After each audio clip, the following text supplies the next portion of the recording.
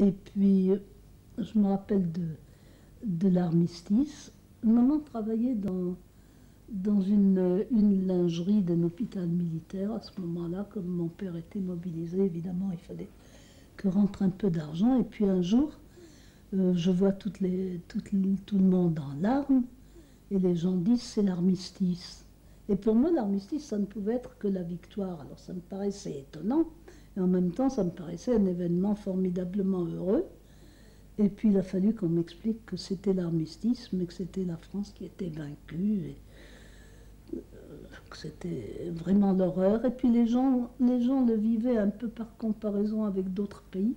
On avait été très hostile aux Belges lorsque le roi des Belges avait demandé l'armistice. Je me rappelle des gens qui tricotaient pour des Belges, qui ont laissé les tricots en train, puisque des gens qui avaient demandé l'armistice. Puis quelques jours après, c'était la France. Alors ces gens étaient très, très choqués. En même temps, peu de gens disaient qu'il aurait fallu continuer la guerre, mais l'armistice était ressenti quand même comme une souffrance, comme une honte. Il n'y a vraiment pas de quoi être fier d'être français quand on voit cela, etc. Et puis je ne me souviens plus du tout par qui on a appris l'appel du général de Gaulle. Peut-être par la radio, alors des gens qui en ont parlé, je ne sais plus. Enfin, disons, on a été parmi les premiers à penser que de Gaulle, il fallait d'une façon ou d'une autre essayer de prendre contact avec lui. Et puis peu à peu, cela s'est fait. Je ne sais plus très bien qui mon père a rencontré à l'époque. Toulouse, c'était aussi devenu, pendant la guerre, une sorte de plaque tournante. Il y avait des maquis dans l'Ariège. Il y a d'ailleurs eu quelques villages qui ont subi à peu près le sort d'Oradour-Rienin, je crois que ça s'appelait Gimont, c'était la même chose. Ils ont enfermé les gens dans l'église et ils ont tout brûlé. Alors donc il y avait d'une part les maquis de l'Ariège, il y avait la résistance interne, la résistance urbaine, et puis il y avait surtout des relations avec les gens qui par l'Ariège et les Pyrénées faisaient passer des jeunes en Espagne. En particulier à Foix, il y avait un hôtelier qui était en relation avec des passeurs. Je crois que c'était l'hôtel du Soleil ou du Soleil d'Or. Enfin, ils ont été arrêtés bien avant nous et je ne sais pas du tout ce qu'ils sont devenus par la suite. Enfin, c'était un lieu de résistance. Et, donc le réseau avec lequel papa a pris contact est allé de Lyon, où était un peu la tête. Enfin, je crois que Lyon était vraiment la capitale de la résistance, jusqu'à Bordeaux en passant par Toulouse. C'est là où quelqu'un s'est infiltré dans le réseau et a vendu tout ce qu'il pouvait vendre aux Allemands, enfin tous les noms qu'il pouvait vendre, il les a vendus aux Allemands et à peu près tout le monde a été arrêté. Si mes souvenirs sont bons, il y avait une soixantaine de personnes arrêtées, il a dû en revenir 13 à la Libération. Alors moi évidemment j'avais très envie de faire moi aussi des actions de résistance. Je tannais sans arrêt mon père et ses amis, le colonel Beaujard, Champ, enfin tout le monde. Je disais je vais faire de la résistance et en plus je voulais aussi faire ce que nous appelions l'action directe, c'est-à-dire de la lutte armée. Alors là, c'était vraiment pas pour les filles ce genre de truc, mais j'étais tellement bassinante qu'il y avait quelques petites choses que je pouvais faire. D'une part, une sorte d'agent de liaison pour avoir une lettre d'un endroit, la passer à quelqu'un d'autre.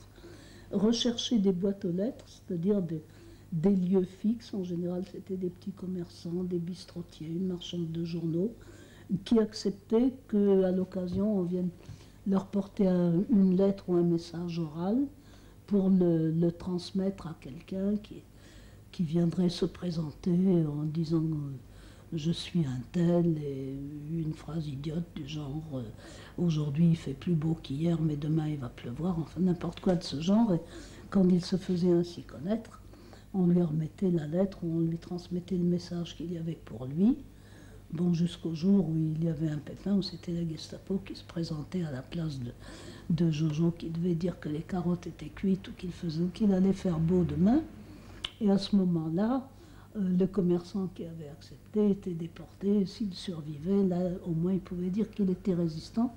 Tandis qu'autrement, s'il avait dit j'ai fait de la résistance, les gens ne le croyaient pas. Enfin, je pense que ces histoires de tout le monde prétendait qu'ils étaient résistants. Je crois qu'un certain nombre de gens qui ont dit après la libération qu'ils étaient résistants, c'était pas uniquement des matu-vus, des gens qui avaient tourné leur veste.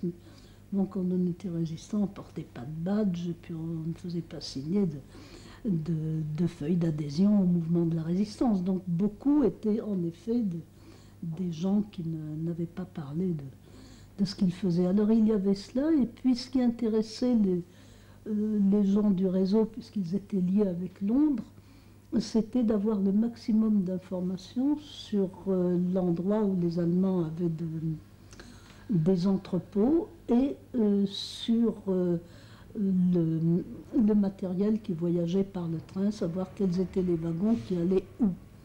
Alors, comme j'étais gamine et que j'avais tous les culots, j'allais me promener autour des terrains où il y avait des wagons de chemin de fer avec un grand carton à dessin. Et puis je dessinais le paysage, mais rapidement j'essayais aussi de noter tout ce qu'il y avait comme indication sur les wagons, les numéros, etc.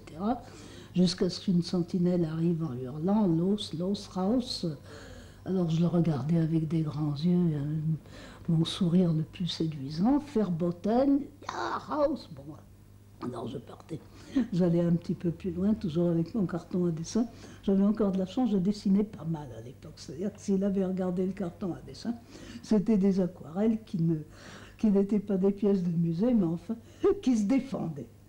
Alors bon, ça a été... Et puis, je ne sais plus, peut-être papa ou quelqu'un d'autre m'a mis en relation avec des gens qui travaillaient dans le mouvement uni de résistance et qui avait une sorte